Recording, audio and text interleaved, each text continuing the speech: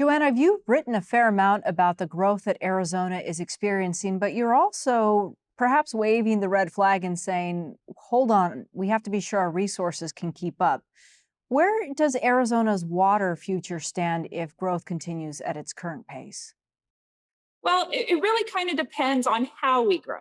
Growth in itself is not necessarily a bad thing for water because housing uses quite a bit less water than agriculture. So if we grow smart, that's not to say that we can grow indefinitely, but we can continue to grow. The big question is how and where and what sources of water are we going to use to do so? You reference growing smart, and for most people, they're sitting at home and wondering, what does that mean? How do you grow smart? Because the growth, as you just said, is good. Yeah, and it's really making sure that we're growing in ways around the metro areas, in small towns where we have the resources. I think probably what has raised concern for a lot of people is that, a lot of development has sort of leapfrogged over some of the agriculture that we thought was going to be replaced.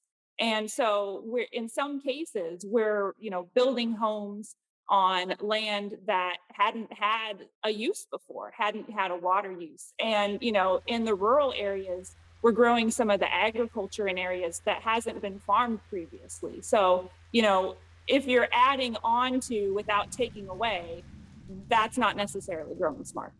You often cover this very issue for the Arizona Republic. How would you rate the Colorado River at this point right now, considering the current growth patterns? It's concerning.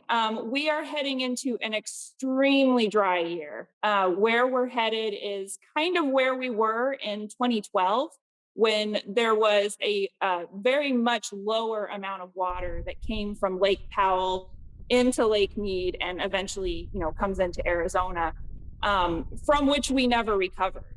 If we are in that spot again this year, where we only get a much reduced amount of water, it's going to send us into shortage. Now, granted, we have planned for these shortages. We know that they're coming, but it's not likely that we're going to recover from them. The Arizona legislature, the governor, they all talk about this every single year. But some places, like Phoenix, for example, are seeing tens of thousands of people move to the region every year. How much longer is all this sustainable for?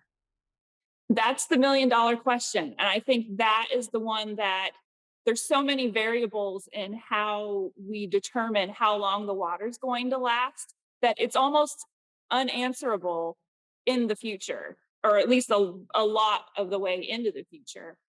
Just because it depends on how dry it gets, how much water we use. Can we find additional sources of water, to augment what we do? It's very difficult.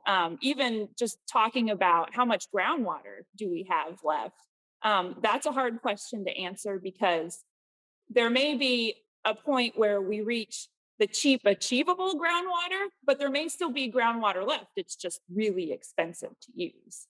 Now, this is what you like to write about. You've heard from a variety of voices. Is there a happy medium when it comes to people moving to the desert and being able to support their needs here? I think there is. I am not one of those people that says let's get rid of all the agriculture. I'm not one of those people that says let's just stop all the growth. I think it can happen, but it's going to have to happen in a way where we're very mindful of the groundwater that we're using. And as the Colorado River becomes more scarce, we're only going to need to use more groundwater. It all is going to work together.